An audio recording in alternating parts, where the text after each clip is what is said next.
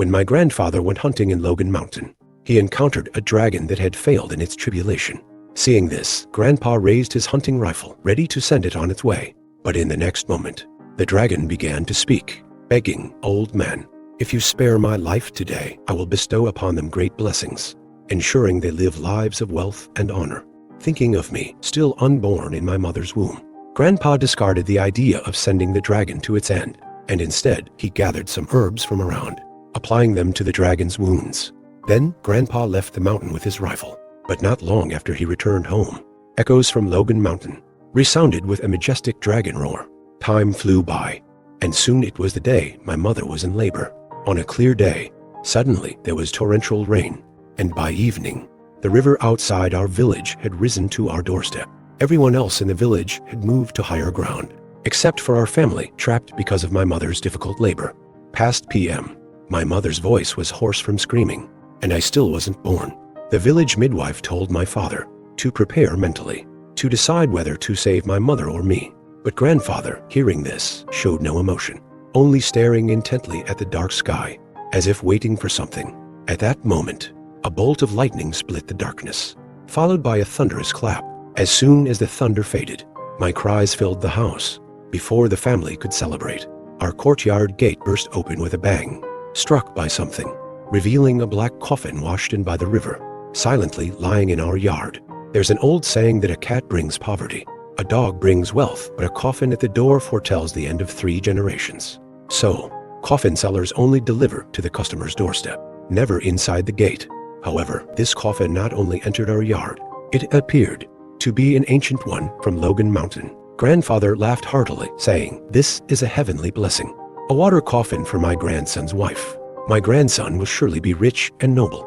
In my father's words now, Grandpa was already mad back then, spending all day with a book on Feng Shui secrets, his mind full of oddities. Afterward, Grandpa kept that coffin, placing it in his room. Since then, Grandma slept in a separate room from him. Luckily, nothing bad happened in our family after that, and the coffin was gradually forgotten. When I was 5, my father wanted another child, so he coaxed me to sleep with Grandpa. Only then did I learn that Grandpa would daily honor that coffin. A few days after I moved in, Grandpa used candy to bribe me into bowing 3 times to the coffin with a red cloth on my head, saying the person inside would be my wife, and I should treat her well. I was too young to understand, thinking it was just fun, and there was candy to be had. But when I realized how absurd this was, apart from that, Grandpa also taught me the secrets of Feng Shui, teaching me for 10 years straight. By the time I was 15, Grandpa's hair was white, his eyes cloudy. I knew his time was near. In his final days on Earth, Grandpa spent each day alone in his room, speaking strange words to the coffin. It gave me the feeling that he was conversing with someone. On the day Grandpa passed away, he called me to his side and gave me 2 instructions. The first was that after his death, I must bury him in that very coffin in the room, warning that others would come to claim it, and I must hold firm. The second was to treat my future wife well, to protect her. But Grandpa wouldn't let me, insisting I promise him. Seeing his urgency, I quickly nodded in agreement. As soon as I did, Grandpa slowly closed his eyes and breathed his last. My father, honest all his life, respected Grandpa's wishes, so he agreed. Together with my uncle, they pried open the coffin. Before opening it, we made preparations to transfer the bones. But when the coffin was opened, everyone was stunned. Instead of the expected bones, there was a lifelike female corpse, not only uncorrupted, but also stunningly beautiful, like a sleeping beauty. I thought to myself, if I could marry someone like this, I'd gladly give up 10 years of life. But alas, she was dead. However, before I could ponder further, a unique scent wafted from the coffin, and soon this scent permeated the entire village. In no time at all, the village was filled with this aroma. Seeing this, my face changed. This was the scent of a corpse. Corpse fragrance attracts demons, ghosts, and rots 1,000 others. Only then did I understand the real challenge in Grandpa's 2 requests. This second task was the trickiest. Watching the villagers drawn by the scent, my mind was in turmoil. At this point, I couldn't keep it a secret. I spilled all about Grandpa's secret doings over the years. Even my honest father couldn't help but kick Grandpa's beer twice in frustration. At this moment, My uncle, who had been around the world, calmed down first. He looked at me. "Little Yang, how much did you learn from your grandpa over the years?" I answered truthfully, "I've learned about 70 to 80%. Uncle didn't care whether grandpa's teachings were reliable. He only asked me, "So, what do we do now?" I shook my head, trying to calm myself, looking at the woman on the bed. In this situation, burning the body would be the best choice. I gritted my teeth, about to suggest we burn the corpse outside. But then I remembered what Grandpa had said, that corpse fragrance is akin to elixir fragrance, meaning this corpse had developed an inner elixir, suggesting she was no ordinary corpse. My words caught in my throat, my mind even more chaotic. Looked at my uncle with concern. "Uncle, Grandpa was never reliable. How can you expect Yang, a child, to handle this?" Uncle looked at my parents, his face stern. "So, what do you suggest we do now?" At this, both my parents fell silent. Considering my uncle's question, I think we should move the daughter-in-law to the old house. The old house, located halfway up the mountain, far from the village, was assigned to Uncle during the family split. Uncle hesitated. Father then dispersed the gathered villagers, and while no one was around, I wrapped the corpse in a black cloth and carried her to the old house. Uncle, rarely at home, had let the old house fall into disrepair, but it still offered some shelter. Laid the corpse on the bed, perhaps due to the journey. Much of the corpse fragrance had dissipated here. After setting her down, I prepared to return. Grandpa was still unburied. I felt eyes on me. My heart skipped a beat. After laying down the female corpse, I prepared to leave. Since Grandpa was still not buried, I had just turned around when I felt eyes watching me from behind. My heart skipped a beat. Could she be reanimating? With fear, I turned back, only to see her eyes still tightly shut. I breathed a sigh of relief. Before leaving, I scattered some wood ash around the bed to temporarily mask the scent of the corpse, then turned to leave. But as I reached the door, there was a thud behind me. I turned to look and saw an ancient book on the floor. It seemed to have just fallen from the corpse. I quickly went back to the bed, picked up the book, and with my eyes closed, tucked it back under her waist, then left immediately. After locking the door, I sniffed the air. The wood ash was effective. The corpse fragrance had lessened, but the wind was strong in the mountains. Likely, it wouldn't take long for the scent to be dispersed. If it didn't disperse, whoever wanted the corpse could take it. That was why I moved it here, far from the village, so it wouldn't affect many. If someone took it, it would save me the trouble. Thinking this, I felt much lighter. As for Grandpa's instructions, I'd need the skill to follow through. With just the little bit he taught me, I doubted I could keep this woman safe. Back home, Uncle asked how it went. I lied, saying everything about Grandpa was settled, and it would be fine from now on. Perhaps because of the corpse incident, I didn't have much time to grieve. Alone in my room, I pulled out Grandpa's trunk. Grandpa was a meticulous man, not very skilled, but he had a lot of gear. Peachwood swords, coin swords, talismans, everything. At the bottom, there was even a yellow Taoist robe. I rummaged through, taking out the talismans, and put everything else back untouched. Despite my careful preparations, Grandpa's funeral was unusually peaceful. 3 days later, Grandpa was buried, as he wished, in that old coffin. As the relatives dispersed, I breathed a quiet sigh of relief, but my mind went back to the female corpse. After all this time, she must have been taken, I thought. But at midnight, finally, unable to resist, I went back to the old house with my gear. On the way, I thought, if I could help, I would. But if not, I'd just watch. After all, the books say that what the corpse fragrance attracts isn't benevolent. I'd never even seen them. I'd rather marry someone who breathes. I found myself halfway up the mountain. A group of people came up the path, heading straight for our old house. I quickly crouched down, hiding on the side. Soon they reached the door, and the moonlight brightened just then, when I saw their faces clearly. These weren't people, but a group of stiff-faced, colorfully painted paper figures. As they got closer, I noticed 4 of them carrying a small sedan chair. Encountering such uncanny events right away, I felt like I had the worst luck, but my hiding spot was too close. Any movement would be noticed by those paper figures. As I was pondering what to do, a weasel jumped down from the sedan chair, if it were just any weasel. But this one from the sedan chair looked human-like, with large eyes shining green, and its intentions were clear. Seeing its excited legs, I didn't want what I had. but I wouldn't let her have it either. What yellow fairy? Only in the Northeast would they be called that. Around here, even if it looks human, we just see it as a chicken thief. Even if it looks human, we just see it as a chicken thief. As I searched for stones, the weasel sauntered to the door, bowing with his paws to the room inside, then spoke human words, lecherously saying, "My dear wife, your husband has come to take you back to the mountain." Hearing him speak, the stone I had just grabbed fell from my hand in shock. Then I saw the weasel puff out his chest, taking eager steps toward the door, with the stiff paper figures behind him, ready to open it for him. Seeing his smug demeanor, I could only think of the woman's image. This weasel wouldn't care if she was dead or alive. She'd surely be defiled if she fell into his hands. With this thought, I picked up the stone again and threw it at him. Just as the weasel was about to step inside, my stone hit him on the back of the head. He yelped in pain, collapsing to the ground, but quickly scrambled up. Who dares to ambush me from behind? Show yourself. I ducked back to my hiding spot after throwing the stone, instantly regretting my action. Tangling with such a creature would surely bring more trouble. But as I was regretting, I felt a gaze on me from behind.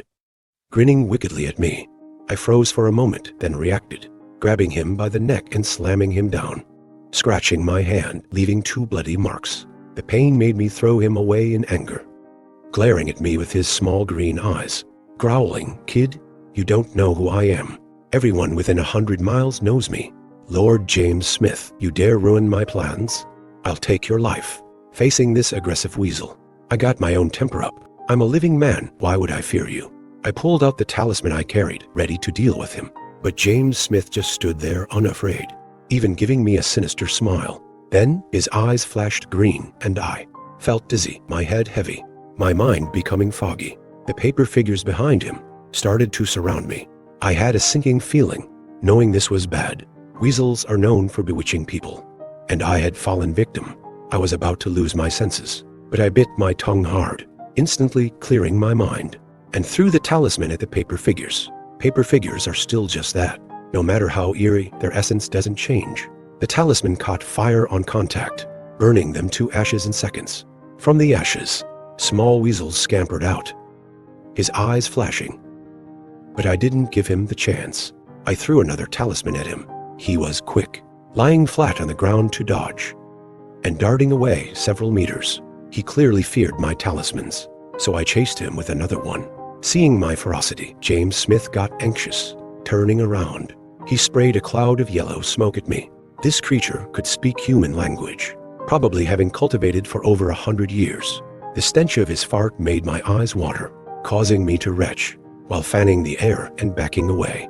This thing could speak human words, probably having cultivated for over 100 years. One old fart came out, making my eyes water and sting. I gagged, fanning the air with one hand, while stepping back with the other. Meanwhile, James Smith took the opportunity to escape with the little weasels. Before leaving, he looked back at me with resentment, saying, "Kid, you dare to provoke me? Lord James Smith, you're doomed. Not even the gods can save you now." The stench made me dizzy. I had no time to retort. When I came to my senses, James Smith and the weasels were long gone. I didn't dare chase after them. Instead, I went inside. The female corpse was still lying quietly on the bed. "You disaster. Almost got me killed by the weasel." I didn't know whether to feel happy or not. I just looked at her and cursed. After changing into one of my uncle's old clothes in the old house, the smell on me had faded significantly. Then I looked at the woman, feeling confused, unsure how to deal with her now. I just hoped James Smith wasn't bluffing, that he really was the most powerful within 100 miles. That way, even with the corpse fragrance spreading far, nothing else would dare to challenge him. I felt confident dealing with James Smith. At this moment, my confidence surged, and I was no longer afraid. I decided to climb onto the bed and lie next to her, since the bed was the cleanest thing in the room. Lying there, my mind wandered, and before I knew it, the musk in the room thickened again. I inhaled some, and the scent turned into a warm stream, spreading through my limbs. When I realized something was off and tried to get up, I was horrified to find my body wouldn't move, my eyelids too heavy to lift. As the corpse fragrance grew stronger, I felt a burning in my abdomen, but worse, as if the corpse had come to life, moving her body. At that moment, I regretted it. Why did I have to lie next to her? She'll surely drain me if she reanimates. As they say, what you fear most will come to pass. I was thinking in fear. Something cold and soft covered my mouth. Not the neck, but my mouth for biting. I didn't quite understand, but this cool sensation was actually quite nice. It made me forget my fear. A few seconds later, the cool lips left mine, leaving me wanting more, but my body couldn't move, leaving me with regret. In the rustling, she seemed to lie back down. My mind grew heavier, and I fell asleep. The next morning, sitting up from the bed, my mind grew heavier and heavier, and before I knew it, I had fallen asleep. The next morning, I woke with a start, sitting up abruptly from the bed. After taking a few deep breaths, I looked towards the woman first. She was still lying quietly on the bed, as if she hadn't moved at all. But when I got out of bed, I realized she had indeed moved. Her body had shifted slightly outward, away from me, almost as if she was avoiding me. At this thought, I inhaled sharply. Could she not be dead? Standing there, I hesitated for a moment, feeling it was necessary to check if she had a heartbeat. With that thought, I reached out to touch her chest. Through her clothes, her body felt cold. Fearing an inaccurate result, I kept my hand there for a while. After several minutes, I confirmed she had no heartbeat. Reluctantly, I withdrew my hand, feeling like I had done something wrong. My face burning red with embarrassment, I didn't dare linger, and was about to leave, but then remembered the book beneath her. Feeling guilty, I made up an excuse to look at her, saying, "I'm not trying to touch you on purpose. I just need to know if you're alive or dead, or I might burn you." As I spoke, I felt under her for the book. After leaving the old house, I felt guilty, and as I walked, I constantly felt eyes watching me from behind. But after a few steps, I realized it wasn't just guilt. There really was a pair of eyes fixed on me. Indeed, a small weasel had been following me all along. I didn't pay it any mind. Continuing on my way back home, my mother was in the yard feeding the pigs. She asked me what I had been doing. I told her I was playing with Chubby. She hesitated, then said, "If anything happens, talk to us." I nodded in acknowledgement, retreated to my room, and pulled out the old book. At first, I didn't pay much attention. I was just curious. But upon opening the first page, I was shocked. It was the continuation of the book Grandpa used to read. After the initial shock, I was plunged into deep confusion.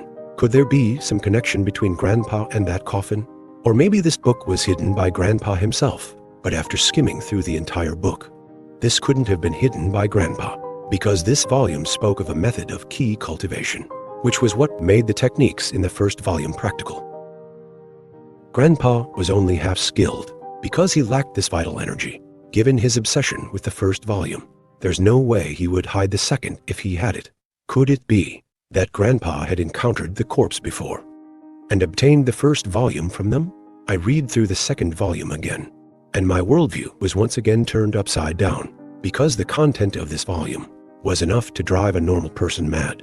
Unfortunately, after reading for a while, I still couldn't grasp the concepts. I didn't see my uncle.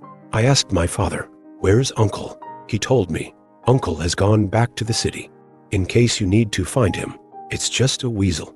I don't think anything will happen." So I tucked away Uncle's address.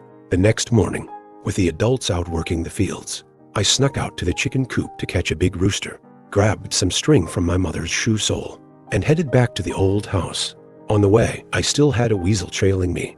I dangled the rooster in my hand, feeling secretly pleased. They say there's no man who doesn't like a little temptation, and similarly, no weasel that won't steal a chicken. That woman was always a disaster. Sooner or later, she'd attract something even more formidable than James Smith. When I got to the place, I killed the rooster in the yard, deliberately scattering its blood all around. Smelling the blood, the eyes of the weasel watching me from afar lit up. But I wasn't just after one small one. I planned to catch them all. After dealing with the rooster, I used an old pot from the house to stew the whole chicken, then sat by the corpse's bed, setting up several nooses. After rigging the nooses, the chicken meat was just about half cooked. I tore off the chicken's rear end, pretending to dislike it, and threw it into the woods. The weasel watching me couldn't resist and went after it. Seeing him leave, I quickly set up traps outside the yard. I cut the half-cooked chicken into several pieces, then covered the nooses with leaves. After setting everything up, I went inside to wait. There was no movement from the weasel. Could it be that James Smith was scared? I thought proudly, then looked again at the woman lying on the bed. I suddenly felt there was a need to verify whether she was dead or alive. The best way, of course, was to check for a heartbeat. Just as my hand reached out, there was a sudden knock on the door. I withdrew my hand, watching the door warily. But it was eerily quiet outside. No one answered, so I opened the door to check, but there was nothing outside, not even a shadow. Only 7 or 8 gold beans scattered on the ground. I didn't pick up the gold beans, because the book had mentioned mountain spirits remember grudges and gratitude, and weasels even more so. They dig in the mountains all year round, sometimes entering ancient tombs, and if they find something valuable, they hide it away, saving it for times of vengeance or gratitude. If I picked them up now, I'd fall for his enchantment. This trick, to me, was an insult to my intelligence. I ignored the items on the ground, turning back inside, thinking that James Smith was after the woman. I couldn't help but look at the woman on the bed. I must admit, she was truly beautiful, making me want to check her heartbeat again.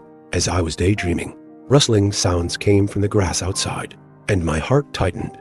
Now it was up to what James Smith valued more, his appetite or his wife. Keeping a close watch on the yard, soon James Smith appeared at the door, wearing only shorts tonight. Tonight he wasn't wearing clothes, just a pair of shorts. James Smith was very cautious, first circling the area several times. I was quietly pleased, thinking to myself, an animal is an animal, distracted by food, forgetting the woman.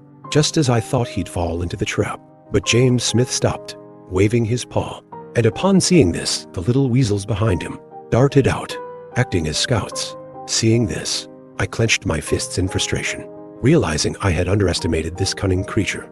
After the small weasels came over, their eyes sparkled, fixed on the chicken meat. They first surveyed their surroundings, and seeing no movement, they entered the traps without hesitation. But in the next second, they were ensnared by the nooses. They began to struggle frantically, and the other weasels were startled, spinning in place. I was about to move in to clean up, but James Smith remained calm, sauntering to the dilapidated window, then opened his mouth and expelled a cloud of green mist into the room. I inhaled some of the mist from my hiding spot, instantly feeling dizzy, my vision turning blood red, seeing countless ghouls clawing at me. James Smith outside screeched twice, then pushed the door open, entering in a disturbingly human-like manner. The allure of his demonic charm began to cloud my mind, the hallucinations growing more real, driving me to madness. But at that moment, a sudden warmth surged in my abdomen, followed by a flow of energy coursing through me, spreading throughout my body. In the next second, the visions before my eyes vanished. Could it be the stolen energy? I felt a secret joy, but didn't show it. Instead, I continued to act as if bewitched, swinging my fists around the room in wild, aimless strikes. Kid, I'm just teasing you. You're still too green. James Smith smiled smugly, not bothering to save the little weasels, gazing at the corpse as if she were a priceless treasure. I moved closer to the bed deliberately, preparing to seize the moment to pin him down. James Smith spoke with feigned sadness. I wanted to take you back to the mountains and slowly absorb you, but now it seems no meat for me. I'll have to settle for soup. With that, he sat on the ground, closing his eyes to start absorbing the breath. With each breath he took, the woman's abdomen began to rise and fall. Soon, the room was filled with the scent of corpse fragrance.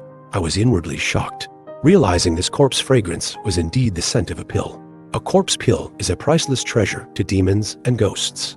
Keeping this thing around would eventually be the death of me. Thinking this, I slowly approached the bed, occasionally letting out roars and screams. James Smith thought I was under his spell, paying no attention, quickly becoming engrossed in absorbing the corpse fragrance. I seized the moment, whipping out a talisman and throwing it at him. James Smith, hit by the talisman, jolted awake. His eyes filled with panic as he began to struggle. However, his panic soon turned to fear. I thought he realized he was trapped, and escape was futile. But soon I noticed he wasn't looking at me, but at the corpse on the bed. Only to see the corpse had opened her eyes, which now glowed blood red. Now, James Smith trembled all over, stammering, "Boy, you better come clean. Where did you get this woman from? Let me tell you, you can't handle this woman. 10 lives wouldn't be enough for you." I ignored his threats. Instead, I looked at him smugly. "Why should I tell you? She's my wife. Can she really bite me to death?" Hearing this, James Smith scoffed disdainfully. "Ignorance is bliss. In 7 days, You'll be beyond saving. 7 days later, her inner pill. But as he said this, James Smith's eyes widened in shock, staring intently behind me, not even finishing his sentence. Even now, you're still playing games? I won't humor you. I pulled out another talisman and threw it at him. But James Smith dodged with a swift movement, darting outside the room. Pointing at something behind me, he said, "Boy, you're doomed." Feeling a chill, I turned slowly, and there she was, the corpse. I stood frozen in place. I took several deep breaths, calming myself down. After a few minutes, seeing no further movement from her, I cautiously approached, saying, "Wife, don't scare me. I'm dealing with the weasels for you. We've had our ceremony. If you bite me or scare me to death, you'll be a widow." No sooner had I spoken than the woman lay back down. Seeing this, James Smith pointed at me angrily. "Boy, you wait. There'll come a day you cry." After making his threats, he vanished into the forest. I was somewhat indignant. This creature was truly cunning. His underlings were still caught in my traps. I fetched an iron cage from the side room used for rats, tossed the young weasels inside, then hung the cage on a pole in the yard. After doing all this, I shouted into the night, "If you don't come tonight to clear things up, tomorrow morning, I'll loosen up your underlings' bones." James Smith was not the smartest. Otherwise, he could have saved the little weasels earlier, but he wouldn't have run far. He should have heard my words. After all this commotion, it was already midnight. I closed the door and went back inside, looking at the woman on the bed, my gaze finally resting on her abdomen, which had been moving earlier. Remembering my mother's worried look, I knew this couldn't be delayed further. But to burn her now, I truly didn't dare. I pondered for a long while. I couldn't come up with a good solution. So I decided to wait 7 days to see what would happen. Thus, I sat by the bed waiting for James Smith. But by morning, I was too tired and fell asleep leaning against the woman's bed. When I woke up the next day, I checked again, but still felt no heartbeat. I sighed, feeling somewhat helpless. Stepping outside, I saw the little weasel still in the cage. After pondering for a moment, I mentally called out to James Smith, "Since you don't come, don't blame me."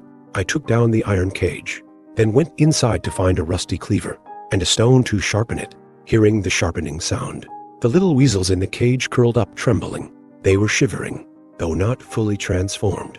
They had some intelligence. As I sharpened the knife, I muttered, "You can't blame me. Blame James Smith for abandoning you. He left you to fend for yourselves." After sharpening for a while, I tested the blade with my hand, and at the same time I was getting impatient, wondering why James Smith hadn't come yet. Could he really have abandoned these little weasels? I sharpened the knife for over half an hour. I was losing patience, staring at the little weasels in the cage, my murderous intent growing. Just as I grabbed one of the little weasels, pressing it to the ground, I finally heard James Smith's appeasing voice from afar. "Brother Jack, my brother." I saw James Smith approaching, carrying a box, inside which was a jade bracelet. I swung the knife in the air a few times. James Smith's legs trembled, his shorts tightening. He stammered, "Brother Lee, this is a good thing. I dug it out from a big tomb in the mountains." Seeing he still didn't get it, I dragged the cleaver across the neck of the little weasel back and forth, which made James Smith's legs give out. He fell to his knees with a thud.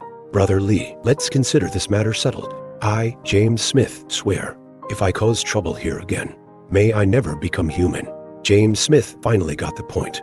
Not becoming human meant not becoming an immortal to them. He swore by this, which was barely reassuring. I didn't want things to escalate. If James Smith was the only formidable one within 100 miles, and he wasn't after the corpse, this could end well. So I put down the knife, releasing the little weasel. Seeing this, James Smith looked at me with a fawning expression. "Brother Lee, a real tough character has come to the mountains these days." I remembered his boasts from the other day, looking at him with a sigh. "Didn't you brag the other day that you rule within 100 miles? James Smith looked at me embarrassed. "Who would dare enter this area? But Brother Lee, you need to be careful with this newcomer. It seems like there might be some truth to what she said." I decided not to press him further. I released the rest of the little weasels. "Can you tell me what this thing is?" But as soon as those weasels were freed, James Smith's demeanor changed instantly. He straightened up, almost human-like, clawing at the air as he looked at me. He stood up like a human, clawing at the air as he looked at me. "Brother Lee, we'll meet again if the mountains stand. Until next time." I frowned slightly, somewhat displeased. I called out to him, "Take the bracelet back. You're welcome here anytime you want to come. In the future." James Smith's small eyes twinkled, looking at me. "Brother Lee, I truly don't know what's in the mountains." "Who's come?" I glared at him in anger. "Then don't bother coming back, or I'll beat you every time I see you." Hearing this, James Smith got anxious. "Brother, don't be like that. How about you set another condition?" I thought about James Smith's wife. She might really be the big boss around here, and probably had good information. So, I compromised. "I won't make it hard for you. Just let me know immediately if there's any news in the next few days. How does that sound?" He agreed without thinking twice, then led his brood of little weasels away. After James Smith left, my heart felt heavy. Something from the mountains had entered within 100 miles. It might come tonight. I needed to prepare in advance. At noon, I went home to gather some rice and sweet potatoes, then headed out with Grandpa's box. My mother couldn't resist, chasing me out. "Little Yang, is that girl dead?" Hearing this question from my mother, I was at a loss for words, whether she was dead or alive. I hadn't really figured out myself, but I didn't want my mother to worry. So I said with a smile, "She's alive, still breathing." My mother, of course, wouldn't believe such words, considering the coffin had been in the house for 15 years. How could anyone inside still be breathing? She asked me to wait a moment, then went back inside, returning with a small package, which she thrust into my hands. "We don't have much of value at home. These are clothes I bought yesterday. Take them for her to change into." Looking down at the ground, "Mom, I won't be back for a couple of days. Don't wait for me for meals." After stepping a few paces, I looked back and saw my mother wiping tears at the door. My heart ached. Villagers might not be worldly. Villagers might lack sophistication, but they're not fools. My mother understands some things well. Back at the old house, I emptied out Grandpa's trunk. Under the Taoist robe, I found a box and a bagua mirror. I opened the box. Inside were several talismans, different from those placed outside earlier. These ones, kept separately in the box, must be very valuable. When I saw the bagua mirror, I glanced back at the woman on the bed, thinking, if I can't tell if she's dead or alive by touch, this should at least determine if she's human or a zombie. The idea was there, but I was still a bit scared, because from previous incidents, she seemed to have some awareness.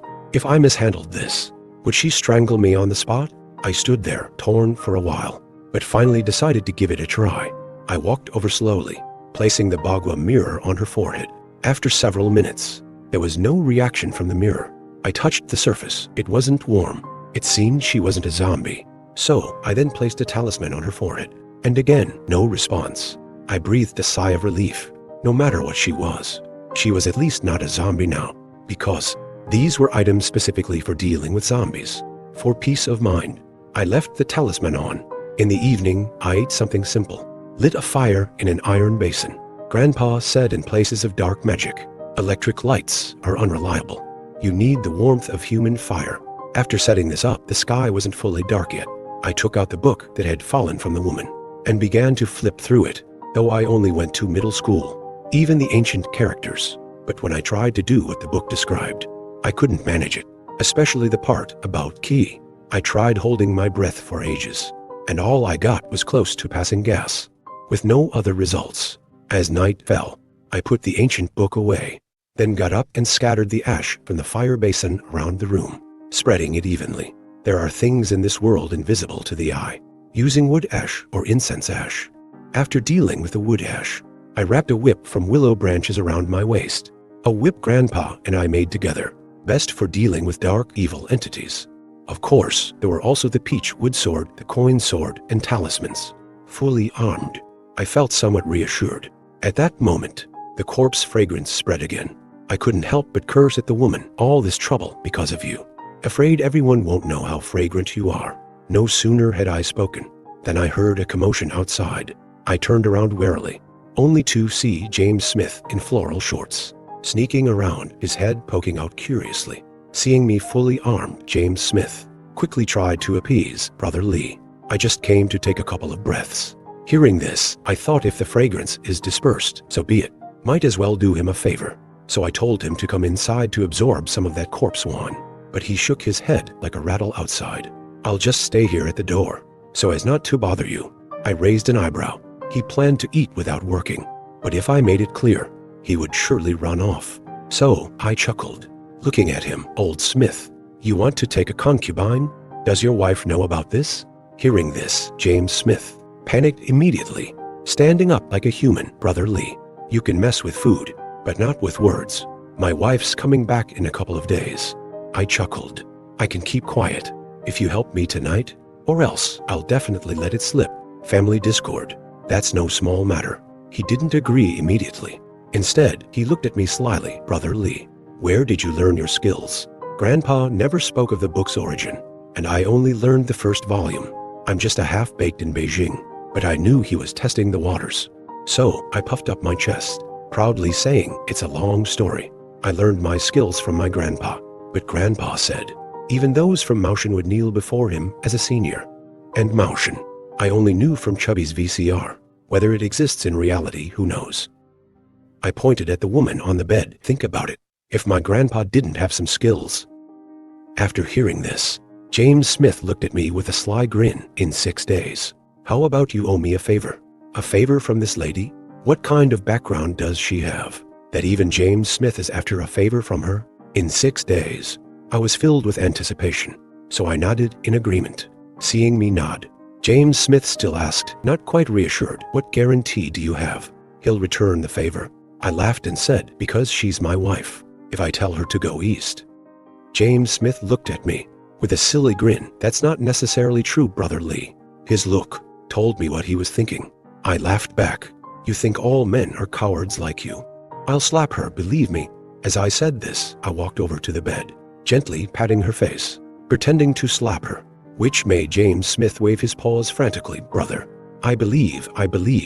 With that, James Smith entered the room, first glancing at the woman on the bed, whispering, Brother Lee, it was your choice to slap her. He then found a corner to sit cross-legged, mimicking human posture. I had many questions for him, but he didn't respond after I called out twice. So I gave up, thinking about the woman possibly waking up in 6 days. I felt a bit guilty. I leaned close to her ear, whispering, don't be mad at me. I had plenty of questions for him, but he didn't respond after I called out twice, thinking about my female companion possibly waking up in 6 days. I went to the bedside, whispering in her ear, don't be mad at me. James Smith wouldn't have agreed to help. If some lecherous creature comes and takes you away, you'd be in for a worse fate. Doesn't that make sense? Since you're not speaking now, I'll take it as you've forgiven me. Don't hold this against me later. After explaining, I let out a long breath. The flames in the basin began to flicker erratically, turning a ghostly green. James Smith seemed to sense something. He opened his eyes wide, and on tiptoe, prepared to flee. I held up the talisman, looking at him with displeasure. Old Smith, that's not fair play. James Smith looked at me with panic in his eyes. Brother Lee, keeping me here, is just adding one more corpse when my wife comes back. I waved the talisman in the air threateningly. In 6 days, I'll come with my wife to your place, and we'll clear out your entire nest. Whether your wife or mine is tougher. James Smith gave a bitter laugh, his eyes fixed on the wooden door, then said, trying to negotiate, I'll help, but I need another favor. Feeling the presence outside was formidable, I agreed without hesitation. After all, it wouldn't be me repaying the favor. At that moment, the flames in the basin turned even greener, casting an eerie green light over the whole room. I was about to ask James Smith what to do next, when unexpectedly the wooden door burst open, revealing an 8 or 9-year-old girl standing there, dressed in all red. As she appeared, the flames in the basin turned a panicky green. James Smith spun around and hid behind me, stammering, Brother Lee, this is a fierce ghost. Hearing this, I solemnly unhooked the willow whip from my waist and gave it a couple of snaps in my hand. Then, looking at the ghost girl, I said, little girl, but we'll keep to our sides of the door, not encroaching on each other. How about that? Upon hearing this, the red-dressed girl began to laugh eerily, pulling out a dagger from behind her and throwing it into the room. Then she looked at me with a chilling smile. Fine, but if you cut out the corpse pill from him for me. Clearly, she wasn't here for peace. Seeing that kind words wouldn't work, I grabbed James Smith and flung him towards the red-dressed girl. Then you'll have to prove your worth. The girl's once delicate face cracked like a porcelain doll, revealing sharp fangs, and with a hiss, she swatted James Smith away, who who hit the ground with a scream, legs kicking out before going limp. I was shocked. He was so fragile. And then the red-dressed girl stepped into the room, her fingers spread, showing sharp claws as she lunged at me. I quickly backed away, assuming a defensive stance, and swung the willow whip hard. The girl didn't dodge, catching the whip with one hand, pulling me towards her with a yank, bringing us face to face. Seeing the whip was ineffective, I drew my peachwood sword. She cried out in pain, letting go and stepping back. I looked down at James Smith with anger. The girl let out a cry of pain, releasing her grip and stepping back 2 paces. I looked down at James Smith with anger, saying, "James Smith, are you playing dead? Believe me, I'll throw you right at her if you are." James Smith's eyes snapped open as he came back to life. He got up, staring at the girl in fear. "Brother Lee, this is a fierce ghost from the mountains. Quick, use your most powerful treasures." The only treasures left in my pocket were the talismans. But with her being this fierce, sticking a talisman on her forehead wasn't going to be easy. As I hesitated, the red-dressed girl lunged again. Seeing this, I reached to grab James Smith, dodging aside with a swift motion. At that moment, the red-dressed girl was upon me, slapping my chest with such force that I flew backward like a kite with its string cut. She followed closely, her mouth open, ready to bite my neck. My heart leaped in shock. This isn't just a fierce ghost, is it?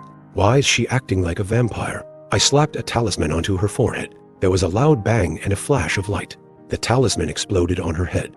Seeing how effective the talisman was, I chased after her with the peachwood sword, ready to strike again. But as I raised it, I realized the sword was charred and broken.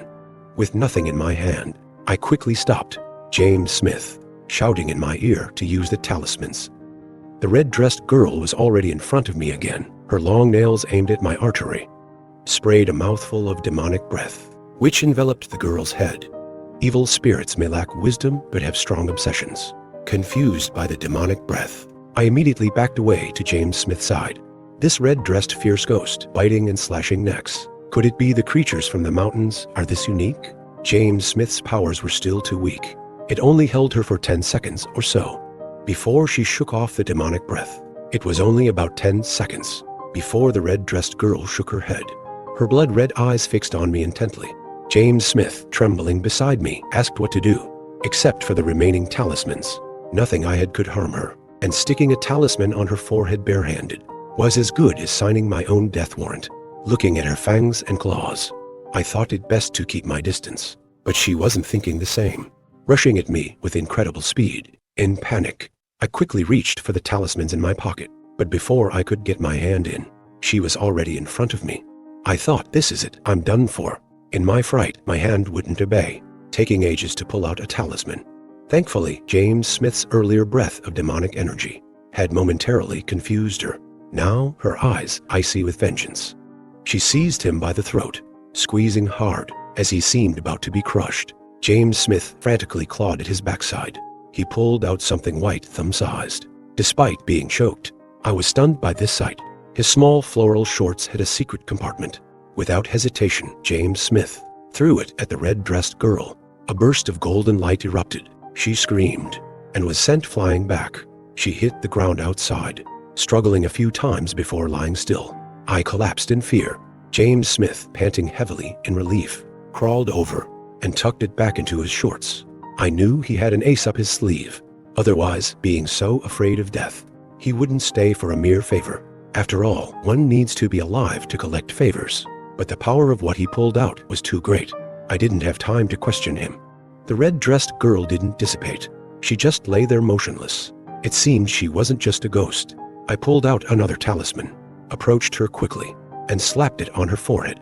This time the talisman didn't react. I touched her body, because lying there was truly a corpse. I looked at James Smith in confusion, asking, isn't a fierce ghost supposed to be a spirit? James Smith, looking puzzled, crawled over, poking her with his claw.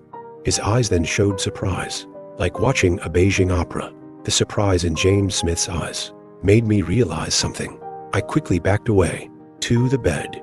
When the red-dressed girl suddenly stood up straight, the talisman on her forehead burst into flame, becoming ineffective. Now I understood. This thing was a spirit zombie, which couldn't be subdued by ordinary means. In simple terms, it was a zombie with a soul. When the spirit appears, it's a ghost. When dormant, it's a corpse. It becomes something that shouldn't exist in the world. It's said to be a dark art for immortality, using evil magic to turn one's body into a zombie while still alive, allowing the soul to reside eternally. I had heard Grandpa mention something similar. Never thought I'd encounter it here. In my shock, I held my breath, closing my eyes tightly. I had heard of similar cases, mentioned by Grandpa, but never expected to encounter it here. In my shock, I held my breath, squeezing my eyes shut. I saw a mist swirling around the red-dressed girl. I thought it was my eyes playing tricks, so I rubbed them and looked again. But it was still just mist, no spiritual glow. Grandpa was a bit of a hack, true, but he had some real skills. My spiritual sight was his doing.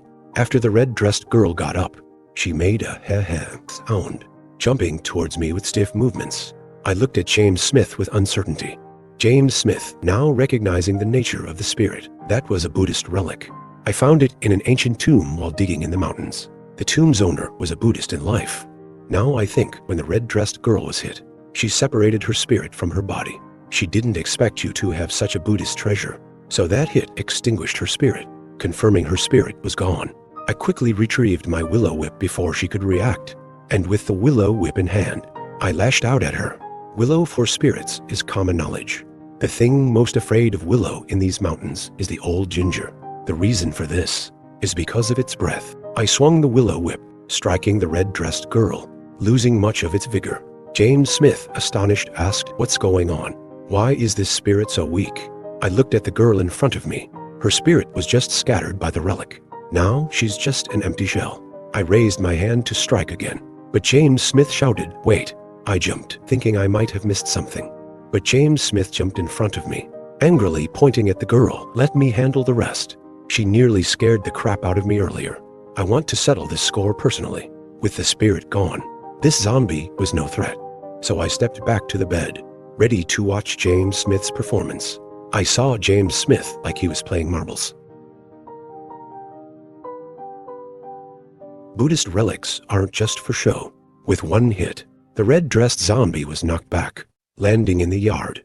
As she got up, not only was her body weakened, but flames also engulfed her. Zombies have little moisture, so she was quickly reduced to ashes. James Smith swaggered back into the room, but seeing me staring at him, he watched me like I was a thief, but seeing his protectiveness. So I huffed and walked out to the yard, confirming the red-dressed girl was completely gone. Only then did I feel relief.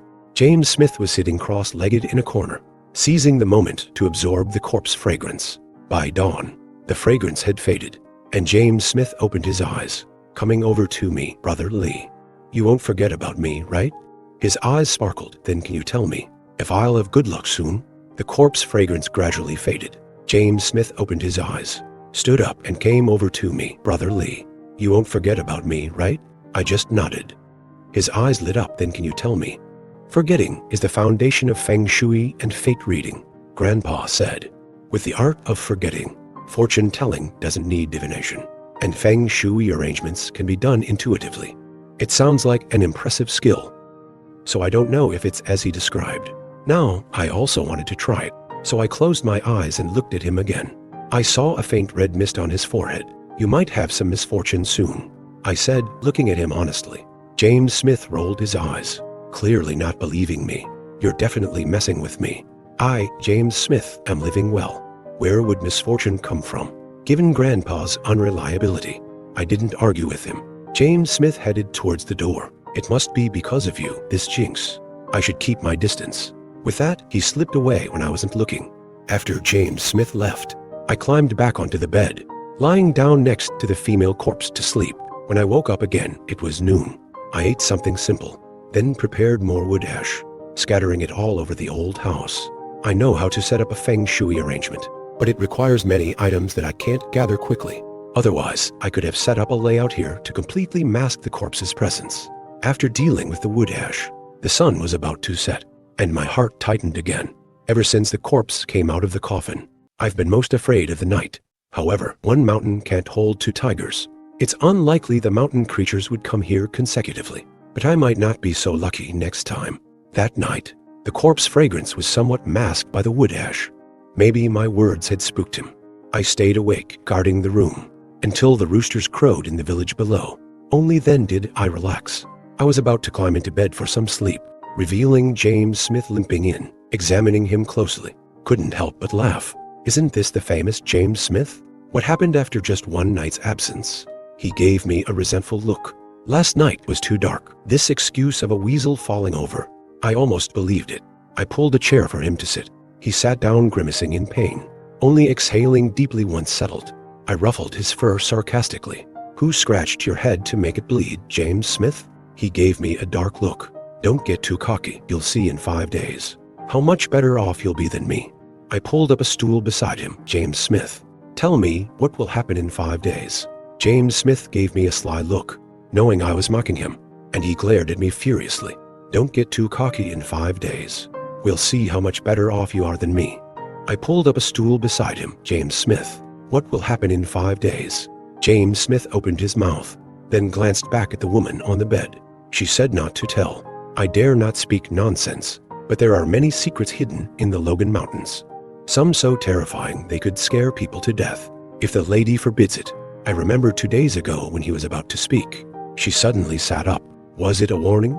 Doesn't it mean she can hear what's said outside? This thought made me uneasy. These days, I've checked her heartbeat quite a bit. Seeing James Smith's sorry state, James Smith, leaning back in the chair, groaned, Kid, shouldn't you fix me something to eat to recover? Having done a good deed changes one's tone. Even the way he addresses me changed. But now, being alone here, I couldn't argue with him. I confirmed that James Smith had indeed been beaten by his wife. He was now running away from home, planning to stay with me for a few days. This was more than welcome to me, so I immediately got up, saying I'd go home and catch a chicken for him. At the mention of chicken, James Smith's eyes brightened, licking his lips in anticipation, urging me to hurry back. I walked out with a smile, feeling half the weight off my chest. James Smith has a Buddhist relic, which is immune to all evils. His wife could beat him like this. She must be a formidable figure. Now, keeping James Smith here, if anything happens, his wife won't ignore it. Back at home, I went to the chicken coop and caught a big rooster, also bringing back a sack of stove ash up the mountain. James Smith, seeing the rooster, directing me on how to kill and drain it. I knew weasels like to drink chicken blood, so I filled a bowl and handed it to him. After drinking the chicken blood, James Smith looked content, as if entering the realm of leisure. I stewed the remaining chicken meat in a pot and spread the wood ash I brought from home. At this moment, James Smith stood by, watching me with a teasing look. You can guard against mountain creatures with this, but not against people. I sensed there was more to his words, so I asked him what he meant. Hearing my question, James Smith opened up, sharing many of his insights. It turned out that Taoist sects really exist, not just Maotian, but all kinds of sects. He also said that over the years, Taoists, or cow noses as he called them, have been entering Logan Mountain annually, seemingly in search of something. But in recent years, he's only seen people go in, never seen anyone come out, which likely means those who entered died in the mountains. I was taken aback by this, asking how, with so many people going in, I hadn't encountered any in over a decade. James Smith rolled his eyes, giving me a look of one who's seen little of the world. Those who go in are big shots. They come and go without a trace. You, a mere mortal, wouldn't see them. Taoist magic is vast and profound. I believe that, but the idea of coming and going without a trace, I didn't buy it. They must enter the mountains stealthily. When James Smith said I couldn't guard against people, he was probably referring to this kind. After hearing this, my relaxed mood tightened again. James Smith sniffed. The meat smells good. Go check if it's done. I saw that James Smith really knew a lot, so I quickly brought the chicken meat to him. He ate with delight and told me more about the mountain happenings. However, whenever I asked about the woman's background, he was evasive, warning me not to push it. He said since we had a ceremony together, I might share a good fate with her, and if I handled it well, it could lead to a different future. Grandpa had told me something similar, but this marriage felt forced, somewhat like taking advantage. After hearing all this, my resolve to protect her grew stronger, not for any destiny or to answer to Grandpa, but because we had our ceremony. I just wanted to do what was right. James Smith, now with a round belly, gave me a mischievous suggestion to handle the woman these few days. With the bond of a day's marriage, things would be easier to discuss.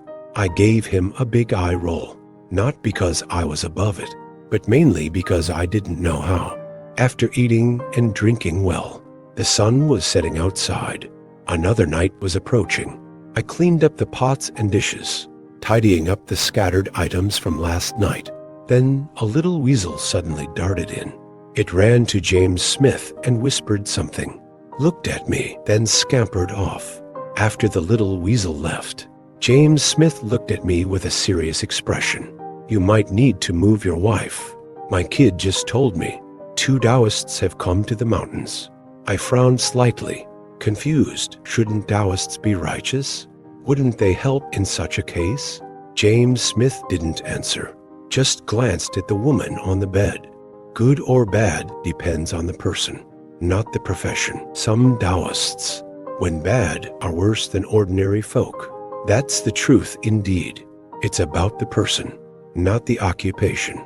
Some Taoists, when they go bad, can be scarier than ordinary folk. That's indeed the truth. But in this wilderness, where should I move to?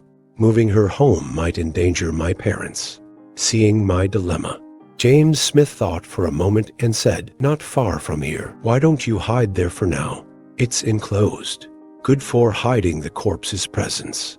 After a moment's hesitation, I nodded in agreement. A cave is better than camping out in the open. The female corpse isn't heavy, only about 40 kilos, but it still strained my small frame. With James Smith and his followers clearing the way, we soon reached a hidden cave entrance. We didn't go in right away, but checked the air inside first. Feeling it was safe, I carried the corpse inside. I found a flat spot, cleared it of stones, laid out the mat and sheet I had brought, and then placed her on top. By now, night had fallen outside. James Smith sent his followers away, burying the Buddhist relic at the cave entrance to mask the corpse fragrance. Seeing this,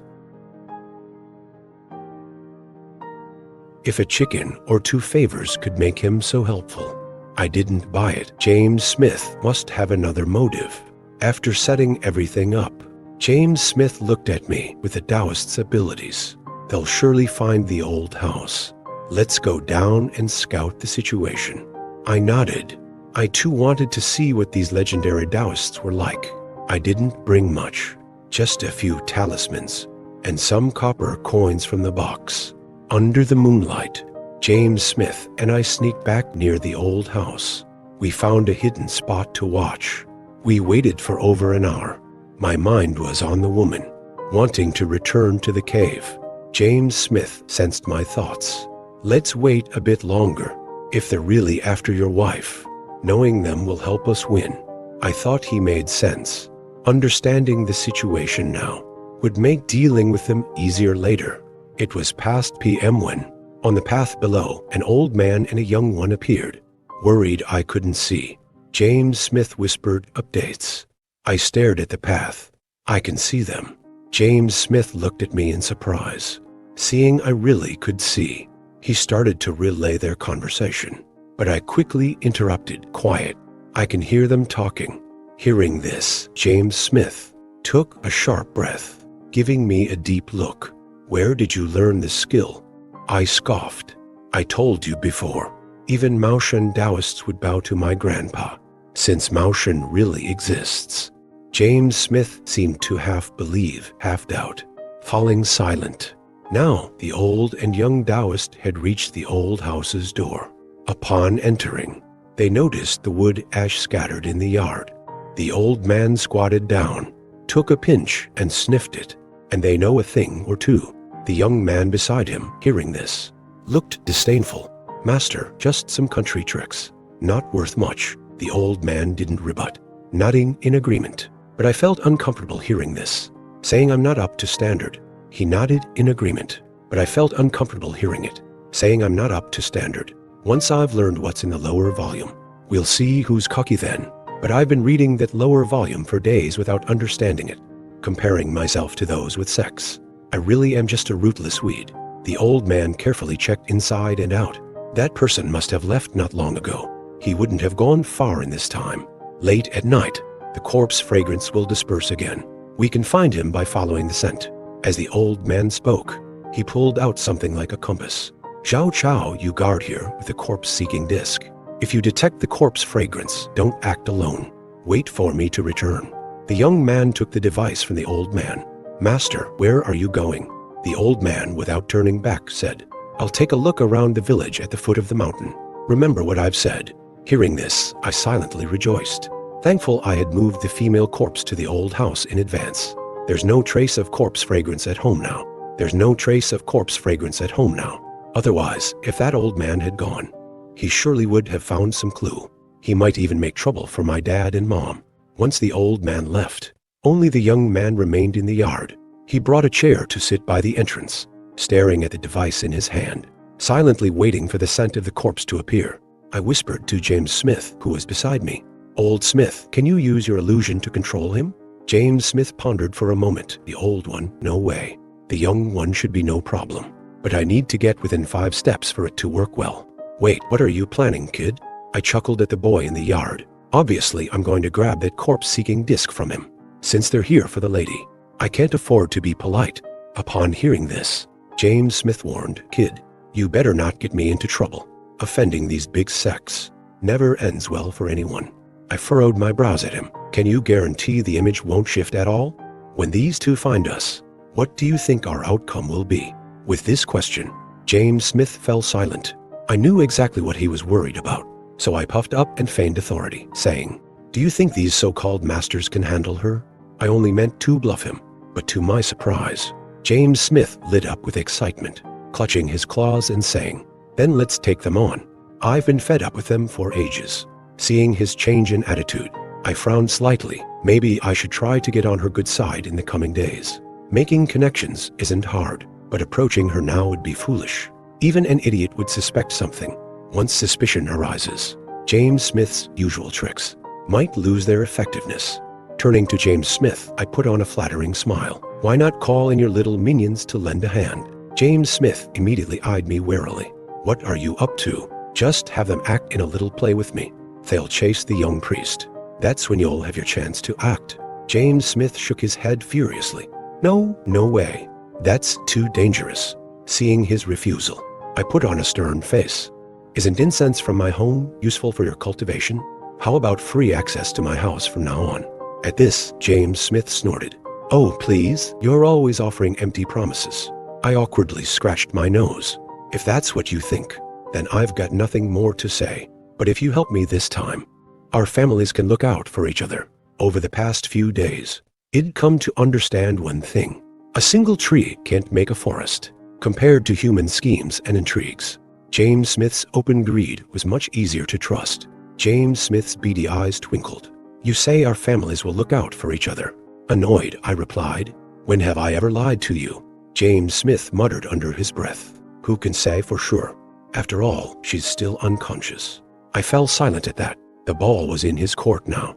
After a few minutes of hesitation, James Smith tilted his head back and let out a series of calls. His voice didn't sound out of place. Soon, a few little yellow weasels scurried over. James Smith gestured and chirped at them for a while. The 4 weasels exchanged glances with me, then turned and darted toward the old courtyard. Master Jiu, it's all up to you now, I reminded him, standing up from behind the mound to chase the weasels. As I ran, I shouted, Stealing my chickens? I'll teach you a lesson. I picked up stones and threw them as I yelled. The young priest in the courtyard. The weasels stopped outside the gate, hesitant and wary. Startled, the weasels bolted past the priest into the courtyard. I tried to follow, but the priest stepped in my way, his eyes full of suspicion. Several little yellow weasels, startled, scurried blindly past the young Taoist and into the courtyard. I wanted to chase after them, but the young Taoist swiftly stepped aside to block me. His gaze was sharp and full of suspicion, and his hand hovered over the black satchel he carried. Plans rarely go as expected, so I stopped, looking at him in surprise. Who are you, stranger? I'm skinning those creatures today, no matter what. Just sized me up in silence. A chill ran through me. This wasn't going as planned.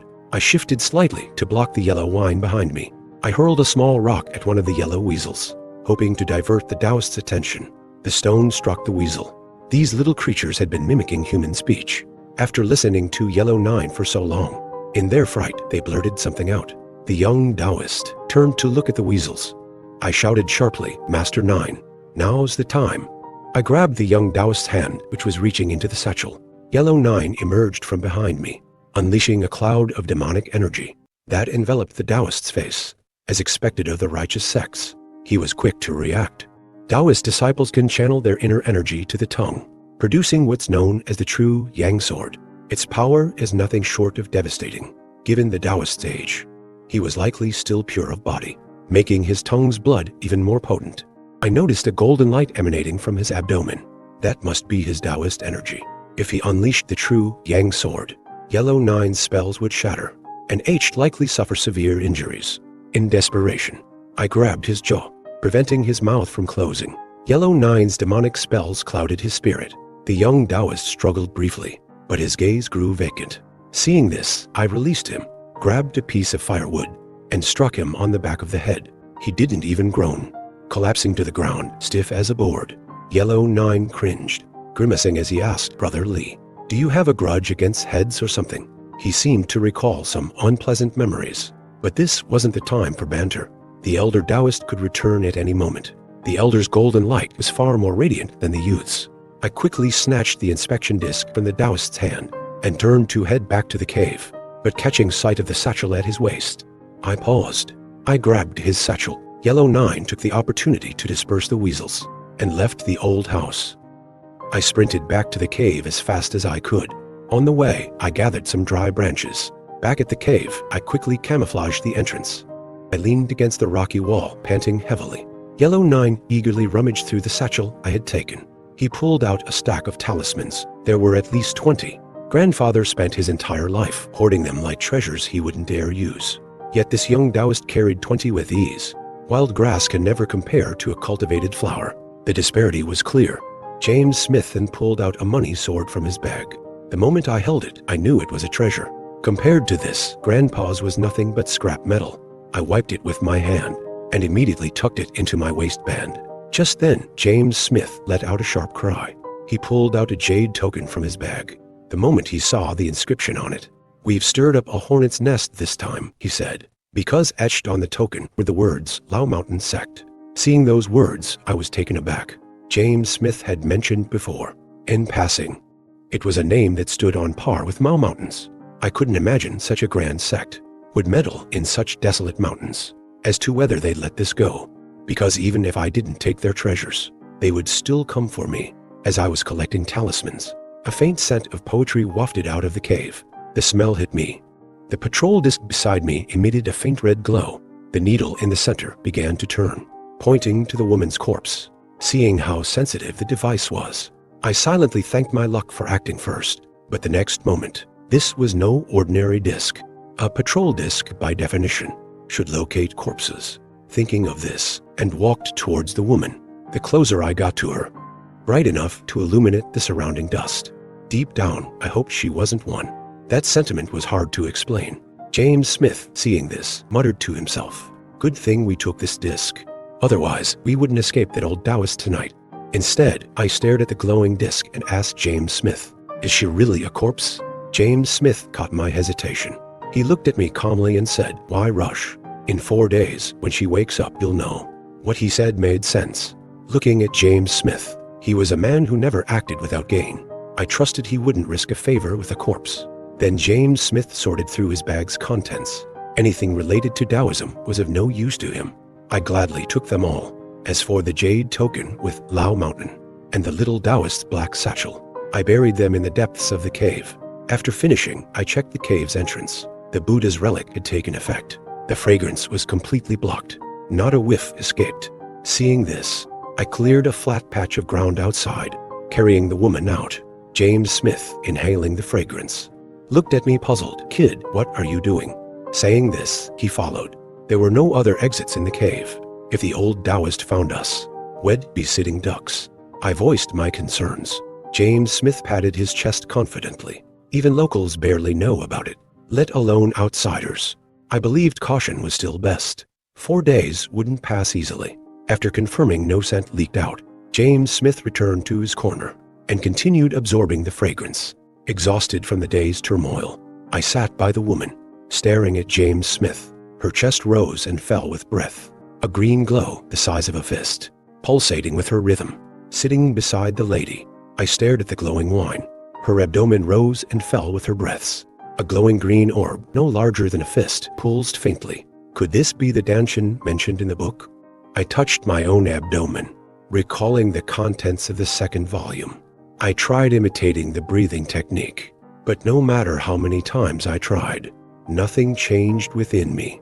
Just as I was about to give up and sleep, I suddenly noticed the poetic fragrance I inhaled. It transformed, just like before, into a warm current coursing through me. The first time this happened, I couldn't move my body, forced to let it run wild within. But now I could move. I held my breath, trying to guide the current to my Danshin. The second volume described that as long as the energy could gather and remain stable in the Danshin, it would mark the completion of the first stage of Cultivation Kai condensation. Once achieved, I could summon this energy at will to manipulate Taoist techniques. Unfortunately, despite holding my breath for so long, just when success was within reach, the energy spun out of control. It surged downward uncontrollably, and then an embarrassing sound broke the silence. My insides felt utterly empty. It was nothing but a fart. Yet I found hope. I wasn't ready to give up. I refused to end up like my grandfather, living a lifetime of mockery. As I was steeling my resolve, an abrupt fool echoed in my ears. I snapped my eyes open, every hair standing on end. My body tensed. Scanning the room, I saw James Smith still meditating in the corner. My gaze shifted to the female corpse. That voice had definitely been a woman's. And in this cave, she was the only female. So it had to be her. But why would she call me a fool? Was she mocking me? I felt a mix of sadness and anger. She had the gall to ridicule someone struggling on their own, unlike that little Taoist boy who had a mentor to guide him. Why was I left fumbling here alone? Noticing her eyes were now open, I furiously took out 2 copper coins and placed them on her eyelids. I even stuffed her ears with leaves. Serves you right for eavesdropping. Serves you right for peeking. Now you're blind and deaf. What can you do about it? Satisfied with my handiwork, I felt my anger subside. Try messing with me now. Do you know who's in charge here? Smirking triumphantly, I resumed my meditation. At daybreak, the energy within me was still chaotic. As soon as I relaxed, the energy dissipated like smoke. Yet, amidst my disappointment, I noticed a faint trace of energy in my abdomen. But to me, it was a beacon of hope. When the corpse fragrance dissipated, James Smith exhaled deeply and stood up. Seeing the female corpse's eyes covered with coins, he looked at me in astonishment and said, "Good heavens." I proudly tilted my chin and replied, "So what if it was? She's my wife. I can do whatever I want. Got a problem with that?" James Smith stared at me oddly, then said, "Youth truly is bold." I frowned deeply. A swirl of deathly aura hovered over his head. I could see the energy on others, but not myself. It's like how a healer cannot heal themselves. But now James Smith was with me. If death loomed over him, it likely hung over me too. And this ominous aura wasn't there yesterday. It must have something to do with last night. Feeling uneasy, I told James Smith, "Step outside the cave. Keep your distance." He looked at me in confusion, but obliged. As soon as he left the cave, the deathly aura around him dissipated. Seeing this, James Smith looked at me a little puzzled. Nevertheless, he followed my instructions and started walking toward the mouth of the cave. Indeed, there was a cave ahead. As soon as James Smith saw it, the heavy, ominous energy around him began to dissipate. Upon witnessing this, my expression changed drastically. I hurriedly got to my feet, collecting my belongings. James Smith, startled by my reaction, quickly ran back into the cave, asking what was going on. Despite my panic, My mind remained clear. If I were to speak the truth now, James Smith would surely turn and run away. After a moment's thought, I looked at him and said, "Old Smith, right now you're my grandfather. Please keep your distance." James Smith looked at me, confused and fearful. I acted in a hurry and gave him a shove. "You're surrounded by death energy. Today you will die. Lord Jiu, I'll let you off just this once for letting me enjoy some corpse fragrance for a few days. Please spare me." James Smith's hair stood on end after hearing my words. His eyes bulged in shock, staring at me. "Are you joking with me, kid?" I frantically threw the lady's body over my shoulder and pushed him away. "I don't have time for jokes. It must be that I offended those Taoists from Hogwarts last night. But even if they're evil, they wouldn't kill anyone. So they must have taken their anger out on you." James Smith's face turned pale when he heard this. He hurriedly followed me, pleading, "Li Ji, I offended the bull-nosed Taoist last night only to help you. You can't just leave me hanging now, can you? Just get away from me. Don't follow me." I quickened my pace and began to walk ahead. If it wasn't for me throwing myself into danger last night, 23660051, your wife would have already fallen into the hands of that bull-nosed Taoist. Your wife would have already fallen into the hands of that bull-nosed Taoist. You can't just cross the river and tear down the bridge. James Smith was nearly in tears as he spoke. His words moved me deeply. I spoke from the heart, saying, "Lord Jiu, it's not that I don't want to help you, but look at my meager skills. Even if I wanted to help, I wouldn't be able to. If you can find another ally, then I, Jack, will risk my life to help you." James Smith's face lit up upon hearing this. "You'll get help right away. Follow me now." "You've got me all flustered," he chuckled. "Let's head to my home. My wife's back already. When that bull-nosed Taoist comes, he won't dare cause trouble." I could tell he was trying to manipulate me. I pretended to hesitate before giving in. "All right, no time to waste. Lead the way quickly." "Well, go now." James Smith was truly shaken. He was practically limping, but he couldn't help but hurry. He probably feared I might escape halfway. Otherwise, he would have dashed home in an instant. I carried the body of the woman and climbed over a few hills. Ahead lay the edge of the Logan Mountains. Massive trees loomed around me. This place had always been considered an ominous area by the nearby villagers. Countless strange legends surrounded it. No one dared enter on ordinary days. But now I had no choice, and I had heard James Smith mention his home a few times. It wasn't deep within the mountains, but after only walking a few steps, I noticed a few tombstones ahead. From the gravestones alone, I could tell they were old graves. The further we went, the more the tombs grew in size. James Smith finally stopped in front of a tomb group. At this moment, he lowered his voice. He softly called out, "Wife." I stood still, letting out a sigh of relief. We had finally arrived. "Keep walking like this, and my legs will break." And now we're here. The death omen above James Smith's head has turned red, meaning he won't die just yet, but he's in for some misfortune. At that moment, a beautiful girl's face peeked out from behind a gravestone. At first glance, I thought she was a doll with a big head, but when the whole doll emerged, my jaw dropped in shock, because she had a human head on top and the body of a weasel below. When James Smith saw the creature, he rushed over into strides, falling to his knees with a thud, crying out, "Wife, you must save me. I don't want to die." James Smith's wife looked at me with her lively eyes, sizing me up, then suddenly kicked James Smith, sending him flying into a tree. She stood with one hand on her hip. "How did you bring a human home?" Sweat dripped down my back. I hadn't anticipated that mountain spirits could transform like this. James Smith's wife, half transformed.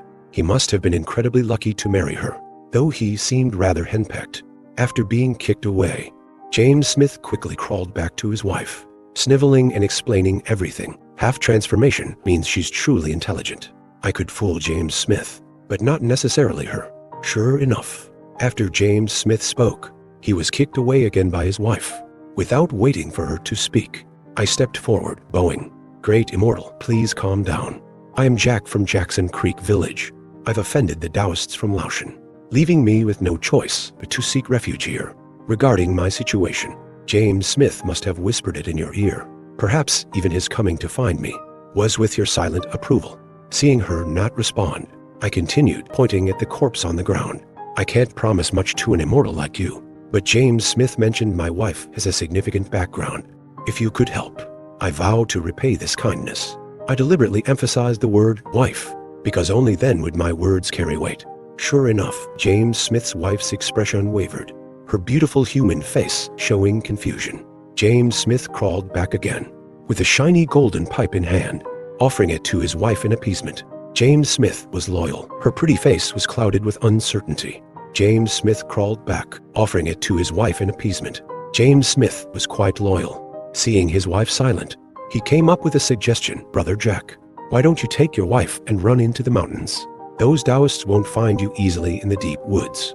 Seeing James Smith's wife still not responding, I hoisted the corpse onto my back and headed deeper into the mountains. I hoisted the corpse onto my back and headed into the deep mountains. But I hadn't gone far when James Smith's wife called out from behind, "Hold on. In his current state, even the deep mountains won't keep you safe." Hearing there was still hope, I immediately looked at her eagerly.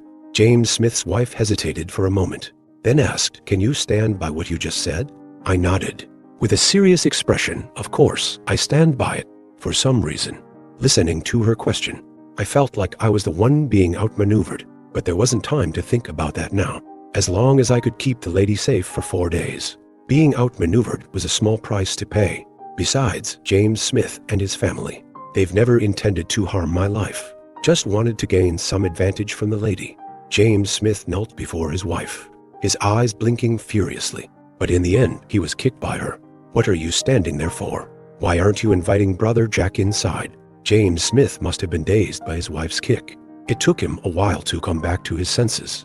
Then he beckoned me into his home. It seemed he was willing to help. I quickly set down the corpse, stood up, and clasped my hands in respect. "Jack, thank you, great immortal." James Smith's wife waved her hand, exhaling a puff of smoke. "No need for such formalities. Just call me Emily Smith, Brother Jack." Grandpa had said, "You can predict heaven and earth, but not the depths of human kindness."